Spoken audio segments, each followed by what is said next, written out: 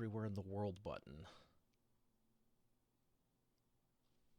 Welcome to the live stream, everyone. We have another great studio audience today. I appreciate you for joining. I have Richard Anderson in the green room over here. What's up, Richard? And we are going to be starting the show in about 30 to 60 seconds. It's live on here. It's going to be live over here. We're getting all the buttons going, everything's spooling up. Facebook, Periscope, YouTube, Twitch, LinkedIn. Cool. If you're joining me live, you know what I do. We did this yesterday. We're going to be doing more tomorrow, and I'm very excited for today's VIP guest. If you happen to have any questions, know that we won't be taking them during the episode, but if you want to drop them in the comments right now, feel free. We will see if we have time at the end, but no matter what, it'll end up in the show. I'll send you a link to the show notes, and I thank you for watching. So I'm going to check a few more things, and we're just going to get started.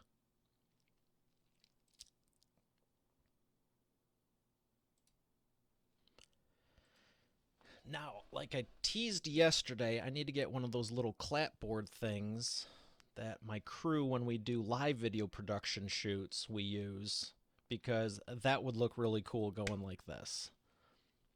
Yesterday I used the book. Today I think I'm just going to say, it's your time to shine. Oh, geez, don't do it. There we go. That's what it's saying. I don't want it screwing up the white balance because I tested that 2 weeks ago and it screwed everything up and revealed the background. So that was not cool. But I want to say welcome to Expert Authority Effect Interviews. Thank you for joining us. I have a question for you. Have you ever been part of a company that's growing? Have you ever been part of a very, very, very successful company on the Inc. 5000? Have you ever wanted to work in the computer and tech industry? Maybe your business is in the IT and computer tech industry, but maybe it's not always the right atmosphere. Maybe you love what you do, but you don't love the people you do it with. That's why I'm excited to have Richard Anderson, CEO, here today, because he's going to be talking about not just the professional life, but the personal life of his staff, of his team, and really what they're known for. We had a great conversation on the phone, and I'm excited to bring him up right after we thank our sponsor.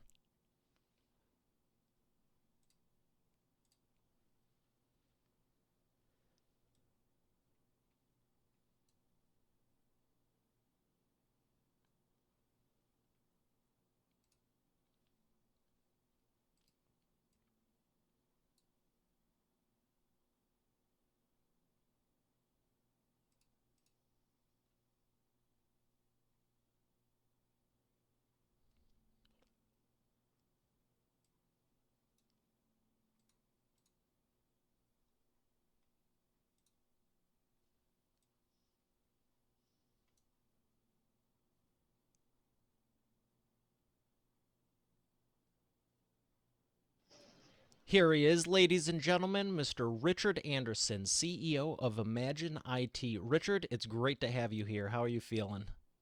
I'm awesome, man. It's great to be here. Thanks for having me.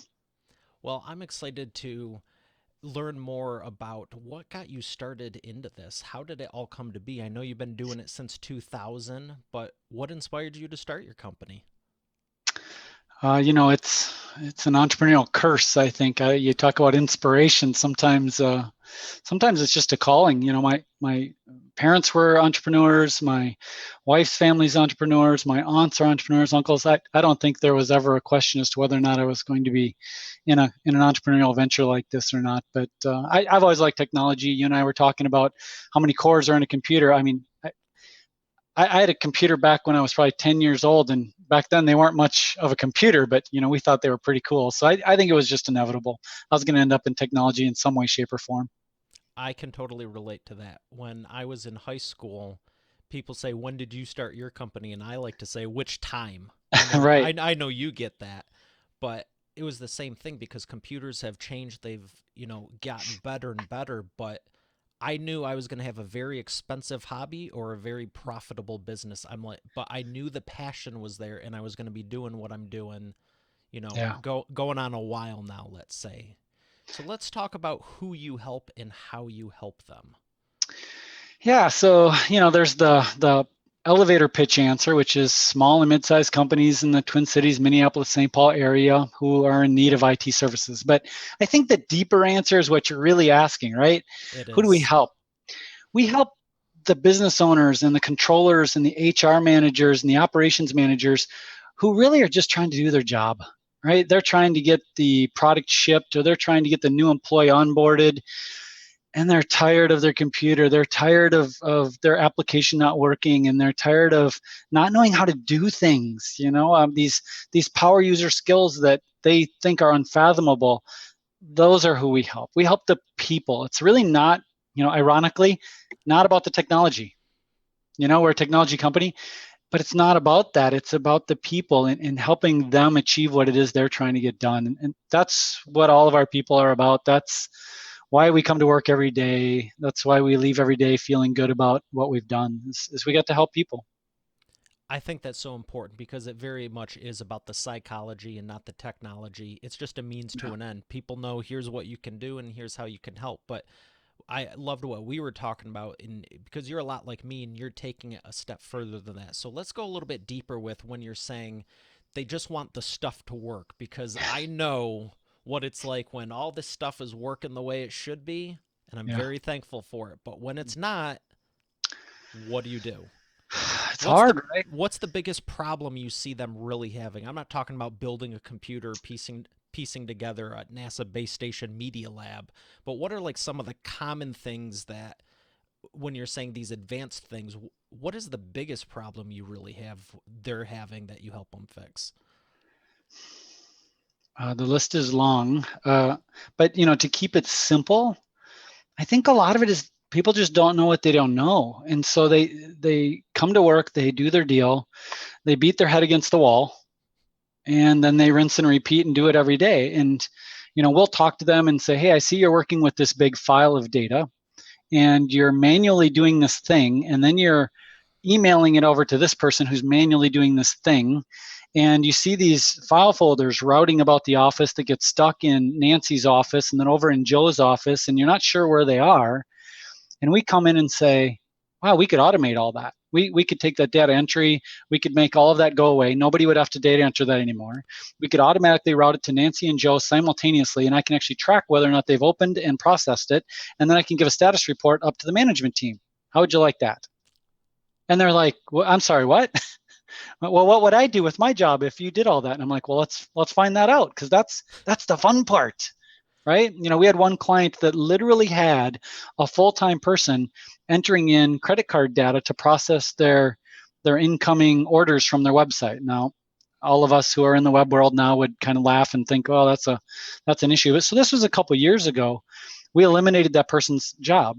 And I remember when we approached her, and she was the first thing through her brain is, oh my gosh, I'm out of work. And then very quickly she realized, this is actually very good because there's so much other things I could do, right? And she could reapply and do other things. All of a sudden her dead end career became an opportunity of possibility, and that's pretty awesome from our perspective. I would agree with that because I hear a lot of people say that. That's very common. Oh, the robots are going to replace, the jobs and that. It's like if you can get replaced, it's probably a job you shouldn't be doing because you're not fully utilizing what you have at your capability, yourself, your brain, and all this. And I don't know any business on the planet that doesn't have stuff that they can find someone to help them with. There's always something that can be done, but like you're saying, do you need to be the one entering credit card numbers 8 hours a day? No. Oh, and can you imagine the monotony of that type of a job, right? You're happy you have a job, you're paying your bills, you have benefits, right? That's great. But you wake up in the morning and go, "Yay, I get to enter credit cards," right? Like, no, There's no uh, fulfillment. that's not fulfilling. That's not challenging. That's not inspiring. There's nothing about that, right? So if we can relieve that burden and give them some career opportunity and some challenge, awesome, right? And then how does the company benefit? Well, they didn't save any money, right? Because they had the employee and they still have the employee. But the upside of all that untapped potential and that additional value they're able to add is benefit that they weren't able to get before. So then they're happy too. Everybody wins. So I don't that's pretty inspiring. I don't know any industry that couldn't benefit from better customer support. Oh, And you're not going yes, to automate that with, oh, send an email here and a support ticket. absolutely. Absolutely. Yeah. I mean, you hear about hold times, right? I called, and one of my favorite messages is, we're experiencing an inordinate level of phone calls. Please hold. And I'm thinking, why aren't I experiencing an inordinate number of call answerers? Like, you knew that everybody calls at 9 a.m. on a Monday. Why don't you have more people? But you're right. That those people facing skills, those hand touches, those going out and seeing the client, those aren't going to be replaced anytime soon. And if you've got any of those skills, you probably have a good job in front of you for the rest of your life. Yeah, if you can do customer service, not Oh, customer service, customer relationship, because that's what customer service is, and sales, you'll never be out of a job. And I'd also venture to say that if you're doing some rinse and repeat job, you're replaceable at any point in time, whether you upgrade the system or not. But not absolutely. only, like you're saying, the career is, there's no, you switch into these other roles, there's no cap. You might start off doing customer service, then you move up to management, then you move up to somewhere else, but these will never go away. And I loved your use of the word relationship. People say customer service, but I liked how you said customer relationships, because the relationships are things that you need to devote time to, right? They don't just happen. You can't say, hey, Mario, Rich, we have this relationship now. Well, we have a little bit of a relationship because we've talked for an hour, but it's not going to be real deep, right? Customers, many of our customers, really, we get to know them. We go hang out, we have breakfast, we have lunch, we might go golfing. They might, they invite us to our events, vice versa. That takes time, that takes some energy. And if you can do that, forget about sales, because you say sales and people kind of like freak out. They're like, I don't want to be a sales guy. That's like, slimy, right? Like, and I'm not trying to offend any sales guys. I think salespeople are awesome, but some people just think that it's this evil thing. And yet, you take somebody who can develop a strong relationship, a one on one relationship with somebody, they will be your best salesperson in the world, because that establishes trust, which creates a great conversation. And so if I go to my friend and say, you really should consider this thing, they're going to consider it. Well, guess what? That's sales. Call it whatever you Yeah, want. I agree. And I like building relationships, whether it's personal or professional. I Mm, was alluding to, if you get good at people skills, yes, and if you learn the skill set of people skills and the skill set of sales, you'll never be out of a job anywhere. fully agreed. But I do not like salesy. I can't tell you how many people reached out even this week that there's someone on LinkedIn that connected. I was like, "Hey, how's it going?" And I go to build a relationship. He's sent me 13 links in the last 2 days. Oh my goodness. And I'm like, I very politely was like, Bye hey, bye. thanks for the info, but let me get through these before you send any more. I don't know if it's a bot or whatever, but it's like I'm always looking for the best in people. But everyone likes buying, but no one likes being sold. Agreed. Fully I agreed. don't like salesy, like bad. And really, there's nothing wrong with sales. It's more how people go about it, and most people are doing it wrong. But I'm also not saying to just build a relationship for like, ooh, there'll be some benefit at the end that I can monetize. Like maybe there is, maybe there isn't. But when you Right. focus on people, you're golden, no matter what you're doing. Well, and you just nailed it. It's the golden rule, right? If you're being sold to, that doesn't feel good, and if you are selling to someone that doesn't feel good, but if you are helping somebody and you are investing in a relationship for long-term mutual benefit, only good things will happen. And I loved what you were saying. No. Let's dive into a little bit more of that because you're an IT company. You have a very successful IT company. Congratulations on making the Inc. 5000 2 years in a row now. Thank you. Yes. That is awesome. But what you told me that you're known for is really, why don't you tell the audience? Because I think it's awesome. Hmm. Happiness. And we I can't say it enough, because you tell someone you're an IT company and you're focused on happiness, they kind of give you that nervous chuckle, like, oh, that's cute. And it's like puppy dogs, right? Like, but it's real. And for us, it's like a calling. So everybody we interact with, we first of all kind of ask ourselves, do we want to invite them into the circle of happiness or not? Because if you do, then everyone else in the circle must be positively or at least neutrally impacted by that addition, right? By definition, if we are going to expand the circle of happiness, we cannot introduce toxic elements to the circle. And so the first thing we do when we look at a new employee or a new client, who we call them partners, or a new vendor, or a new relationship of any way, shape, or form, we ask, is this going to help or hurt the circle, right? So it takes every decision we have and puts it through this microscope filter and says, if this isn't going to help us, the greater good, then we're not going to do it.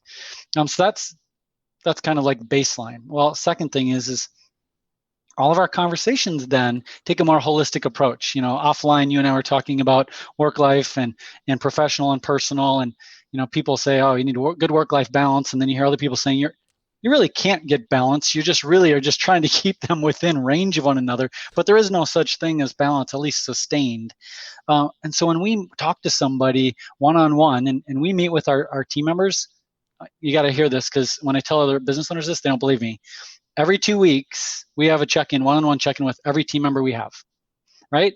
And some people are like, I'm sorry, what? Like, we meet with our guys like annually. Is this like a compensation review? And I'm like, no. It's a never-ending discussion. And if we don't honor it on at least an every 2-week basis, then we're going to miss out on some of those things that are really important. I mean, life can change at the drop of a hat, right? Somebody's parents could be sick, or their kids could be hurt, or their car could have gotten an accident, or like, who knows, right?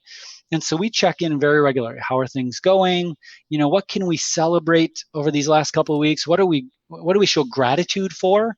We find that gratitude, if you just take a moment and grab a whiteboard or a piece of paper and you write down some of the things that you feel your gratitude towards, all of a sudden you just feel better, right? You could be having a bad day and you think, wow, I have a wonderful marriage and my daughter is excellent and I got to mountain bike last night. Life is pretty good, even if somebody cut me off on the way to work. And so we have these very meaningful conversations, and they might only be 15 or 20 minutes long, but they happen so regularly that we get to expand that circle of happiness all the time, right? You know that we're a support organization. We do IT support.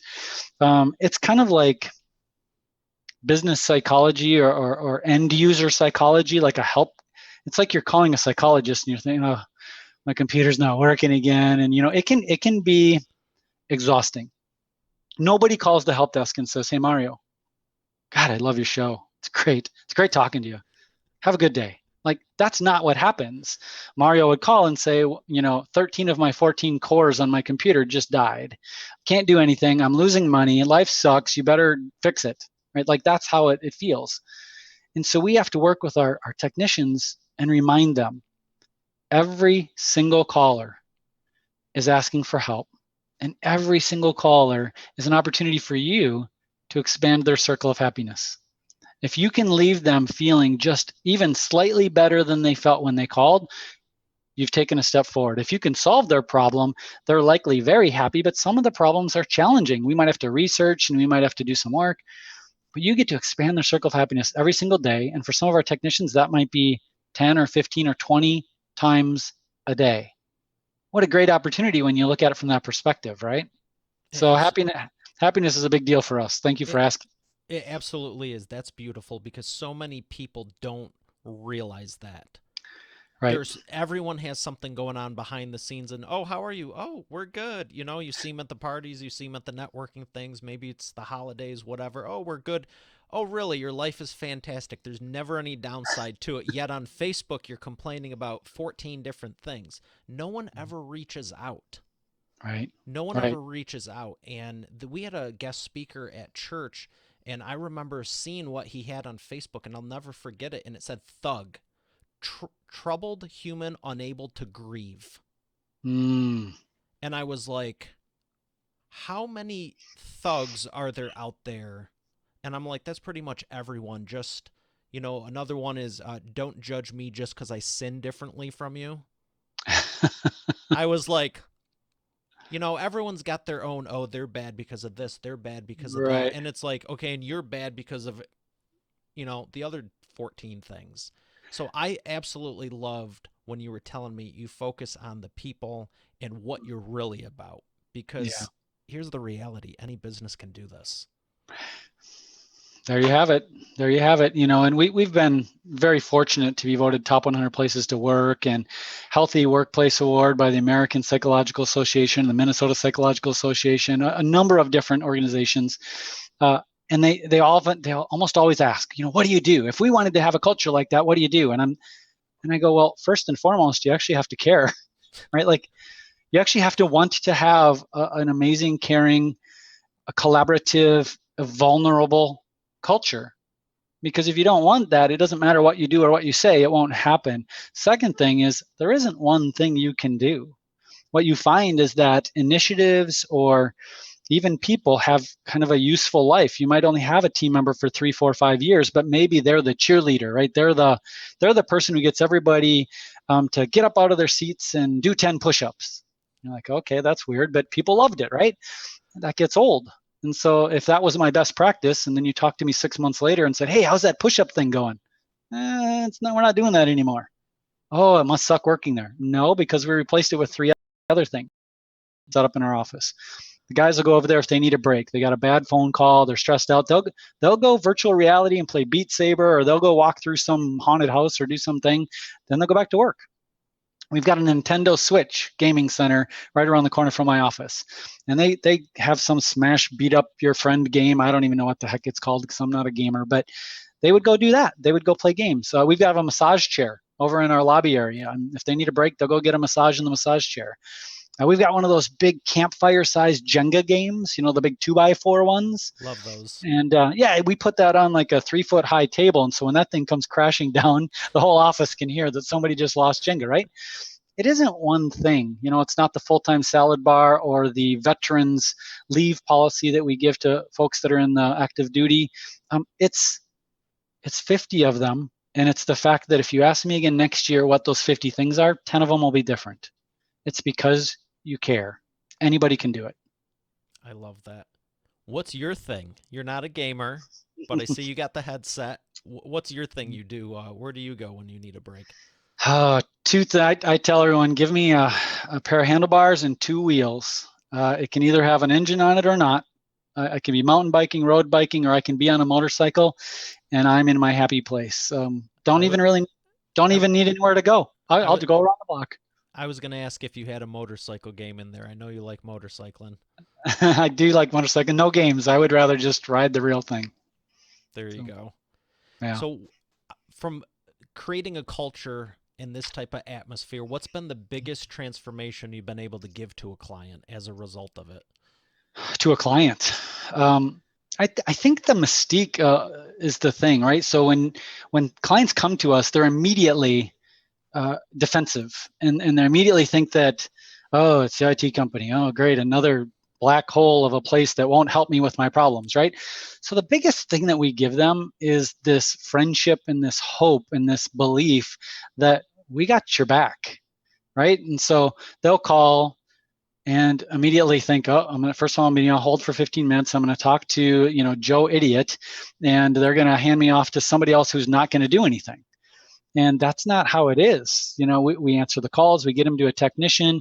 We then actually treat them like people and talk to them and say, hey, how's it going? How's your day? Oh, this is urgent. Well, let's get rid of the small talk and let's get through this, right? Like we actually address them as people. We get to know them. We know what they're working on. We can almost anticipate why they might call because they're an Excel user. And so, what's the one thing we give them? We give them real people that they get to know, and they can have the same type of relationship they would have with the HR person who sits down the hall and the sales assistant who works at the desk down in the corner, or the IT company that they get to know, right? That's actually fairly unique in IT support, believe it or not. What has this done for referrals for your company? Well, and there you have it. We don't really do, marketing. We don't have billboards. We don't go in magazines.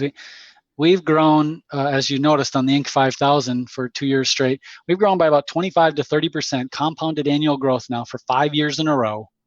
And our first, second, and third leading lead source are referrals, referrals, and referrals.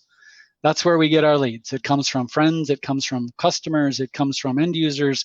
We have people who leave one company, go to another company, and then pull us into there because they're so frustrated with the IT support and their new company that they're like, just call Imagine IT and they'll take care of it. So referrals are definitely the thing.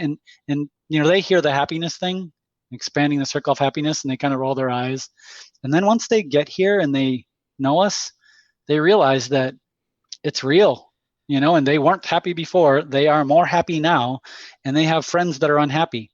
It's a natural referral. So it's helped us very well. And to your point, anybody can do this. Anybody can create a very strong culture that is a magnet for great employees and referring clients. It has nothing to do with what we do. It's just how we do it and the people that we have in our circle, right? I loved when you said the kicker though. You actually have to care. You Yeah, can't just put it as a line item as uh, care with all the customers a little bit more. I mean, that could be yeah, what, send them 2 emails instead of one. If you don't have that servant's heart, it's not going to yeah. work. Would you agree? I totally agree. And you kind of jokingly said that, but how many times do you see those words on a wall where it's accountability and integrity and trust, and you hear people's core values? I was at a prospect not too long ago and I saw those words, and so I brought them up. I thought, well, this is good. This is good conversation piece. I'm going to show interest in their core values. And I said, I see that you have accountability on the wall over there. she kind of laughs.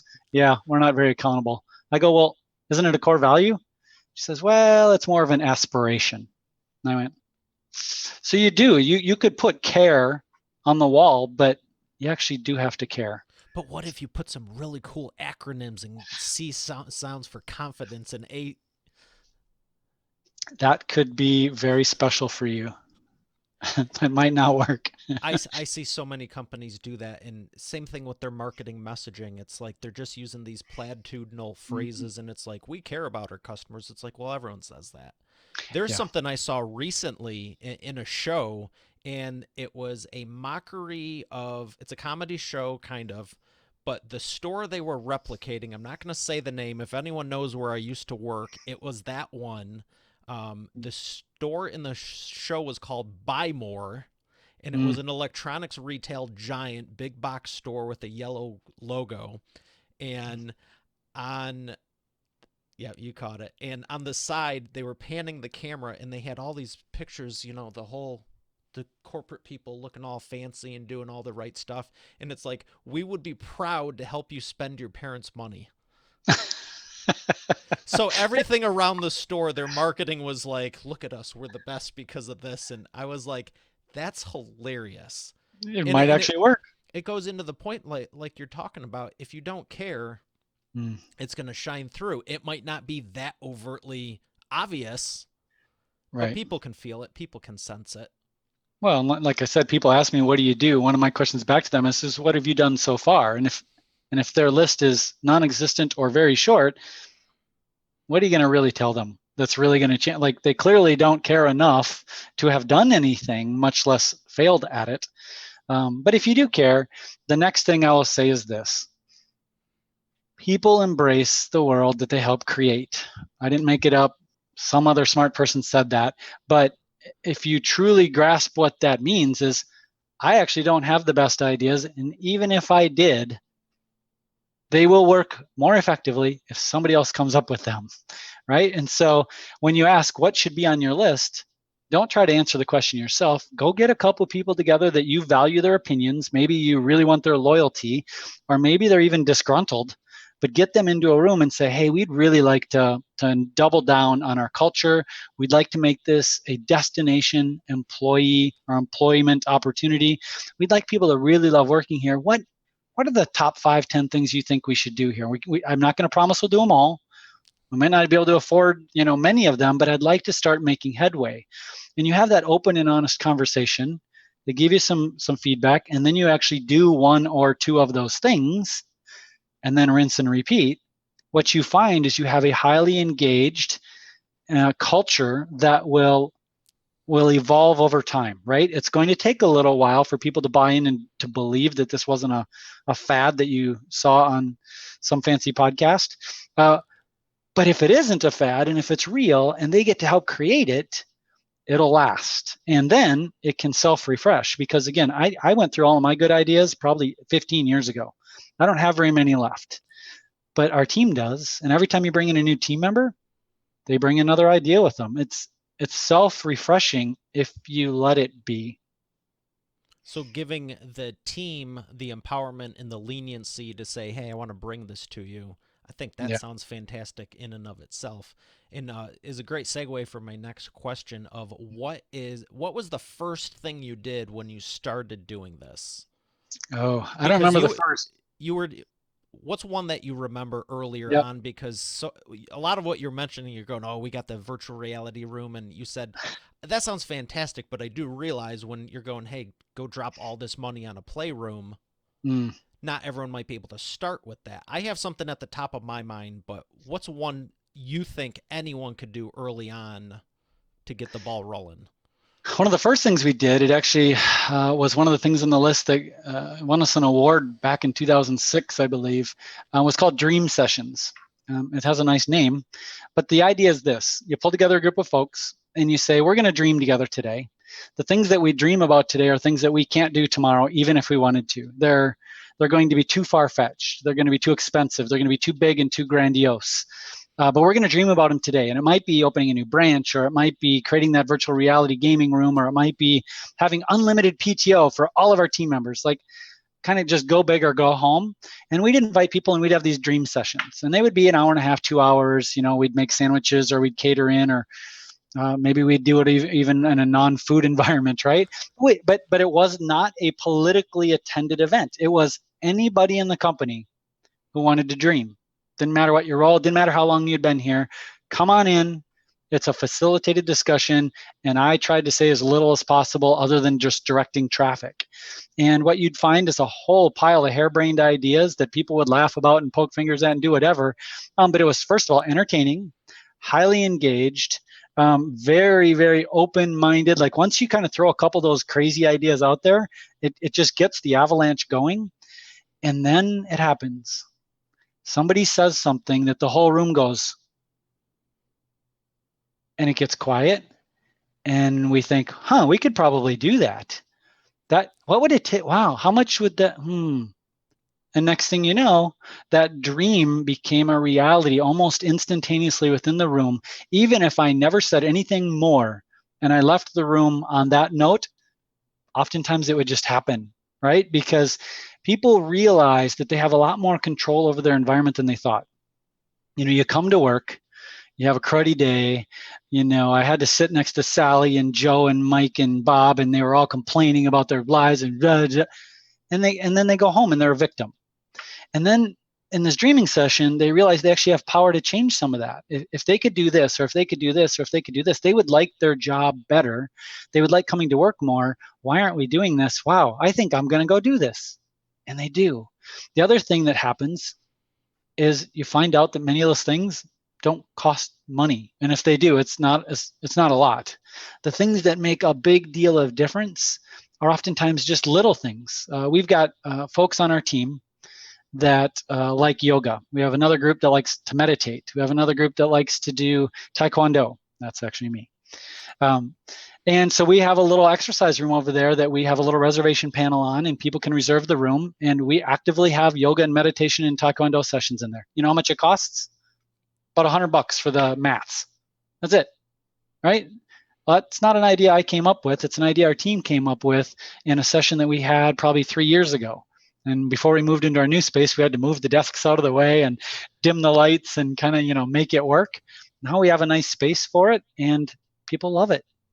So powerful stuff. And it also goes back to the holistic approach of the personal side of things too, because like those repetitive tasks, we are not machines. Just being able to go take a break, that sometimes can be the difference, let alone doing yoga and taekwondo. And I took it also. I like it. There's these things that a lot of companies think you need to spend all this money and you really don't. So I'm grateful to hear that you're embodying it and giving that leniency and also putting into action and not just having some trite picture on the wall that's would Yeah, make for a good comedy video. for sure. You mentioned taking a break. So one of the things, I'll just piggyback that last thought. One of the things we did at a couple offices ago, we had a pool table, and we thought kind of long and hard. Me and my business partner at the time, we liked playing pool. Darts too. Darts are good too, right? Yeah. And I remember when we were contemplating it, one of the things in the back of our heads were the smokers on our team. I don't have any issue with smokers, but they take breaks, right? They have to go and take a smoke break. And so we thought, well, if we get a pool table, are the smokers now going to take smoke breaks and pool breaks? Like, did we just double their breaks? And it turns out, guess what? They didn't. Smokers are smart enough to know that they want to use their break time having a cigarette. The problem we had was with the non-smokers. They weren't taking breaks. They were getting burnt out. They were getting ornery, and they were sitting in their cube kind of festering, and they had no smoke break. And so we got a pool table, and guess what? Those guys stood up and they came and started to play pool. We thought, this is awesome. This worked great. Wow, are we smart? What we didn't realize would happen was that the two people playing pool would then start talking about work, and they would start collaborating, and they would start freeform thinking, and they would start being creative, and all of a sudden they'd go, oh, you did, that's great, that's right, and off they would go, and they would go solve their problem and do their deal. We didn't realize there was actually going to be work productivity and creativity happening in this smoke break, right? And so it's kind of interesting how things play out like that. Sometimes you get even more benefit than you thought. That how much would you say, if I'm sure you're not tracking it empirically, but what have you noticed from implementing these when you're saying that productivity increase? If you were to just ballpark it, how much do you think it really helped? Mm. Boy, like you said, you're ballparking. It wouldn't surprise me if it was double digits, 10, 20%. But there's another number that people don't talk about as much either. And it has to do with the retention level and how much does it cost for you to hire a new person, train them, get them up to speed, and acclimate them with your culture versus how much benefit do you have by retaining somebody who likes their job, enjoys coming to work, refers you other employees who then come and don't leave, and help, right? Like, what's the ROI there? There are people that put Endless. numbers on that, but it's high. It's a high number, And you that's know? the thing, you attract to you who you are, not what you want. And Right. right when the words were leaving my mouth, I didn't want to interrupt, but I was thinking I should have said initially, because if you're trying to calculate it long term, it's pretty Mm, much endless. But even the initial boost, I was guessing about 15, 20%, maybe even 25. maybe, maybe. Because The if you good, do those short, it's personally what I do is the shorter burst. Like I'll do a couple of these back to back, and then it's like woo whatever, and then come back, because the whole 8 12 hours straight, there's no one. I mean, you can't even mm, run a car. Just you're gonna have to change the oil, the tires, or something. It yep, breaks down over time. Computers, the heat. You gotta keep those puppies cooled. Same thing with your brain. yep, yep. No, and we tell our guys, it's great that you're on a roll. It's great that you closed 2, 3, 4 tickets in a row and you've made four people's, day their best. But stop for a second, push away from your desk, stand up, go play a game, go get a massage, just go walk around the floor if you need to, go Yes. up and do something to reset yourself, because the next person waiting to receive your help will get that much higher level of interaction from you. And for those folks that really like can embrace that reset, you find that they're happier, they're more productive, they leave feeling more successful, and they're more excited when they come to work in the morning. I mean, it's a really good habit that, again, everybody can learn, right? This isn't an IT thing. Any one of your listeners probably has team members that could benefit from this best practice. Absolutely. Just giving them more freedom and trust. Yeah. Yes. Well, that is a great segue into the second half with the imperfect action round. We're going to come back with that right after we thank our sponsor.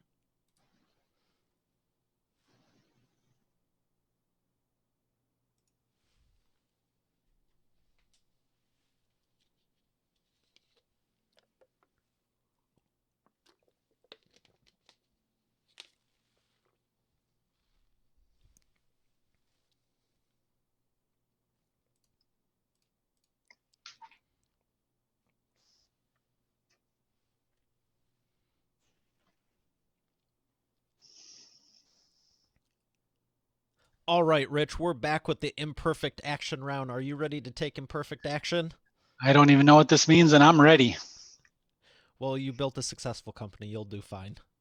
Hmm. What I do here is three simple questions, 60-second rapid fire answers, and no matter what interview, I know Expert Authority World already got tremendous value already without a doubt in my mind, but no matter what interview I'm doing, this area is something the imperfect action round, something they can take imperfect action and implement today in their business. And the first question is, what is the fastest path to the cash?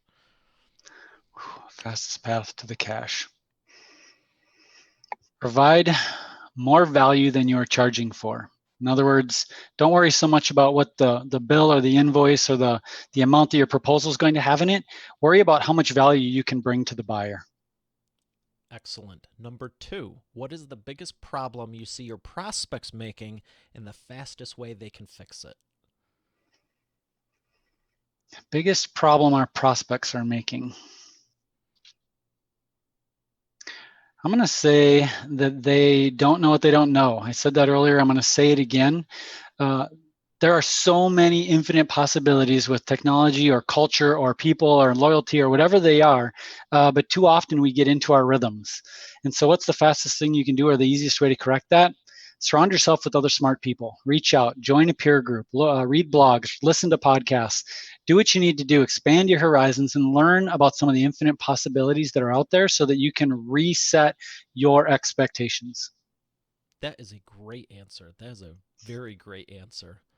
Number three, what's the best way to maximize customer lifetime value? I'm going to go back to our previous conversation. It's being sincere, caring, and establishing a relationship for the long term. If you do that, even if that customer leaves you, they may refer you business, they may come back in a different lifetime or a different employment opportunity, but focus on the people, care about the service, and create and invest in that relationship. The rest will take care of itself. Excellent. What is a book that's made the biggest impact on you? Mm. I would say any of the Patrick Lencioni series, Five Dysfunctions of a Team, or any of those. Those are classics. Tough to not like them. And then the other one I would probably reference is the EOS Traction books, the Traction, Get a Grip, Rocket Fuel, any of those. For any small business or even medium-sized business, it's just a phenomenal way to start making headway on that long list of actions and to-dos.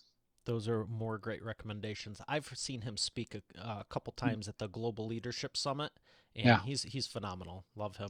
Patrick or Gino Wickman or which one? Lencioni. Lencioni, yes. Yeah. Amazing speaker. Yeah. All right. Well, where can people learn more about you and find out more about you and your company? You definitely can find me on LinkedIn, Richard Anderson. There are many of us, but if you look for the one at Imagine IT, that's a good place to land. Otherwise, obviously, our website, www.imagineiti.com. So there's an extra I on there. Otherwise, of course, this podcast, I'm sure will have some great links to it, and you can find more there. Absolutely. We'll make sure they're in the show notes at eainterviews.com. And Richard, it's been an absolute pleasure. I want to say thanks for coming on. It's great having you, and I'm glad we got to do this. Yeah, thank you for having me. It was a pleasure. All right, Expert Authority World, we got another great episode here. I know you got a lot out of it. We will see you on tomorrow's. Have a great day, and God bless.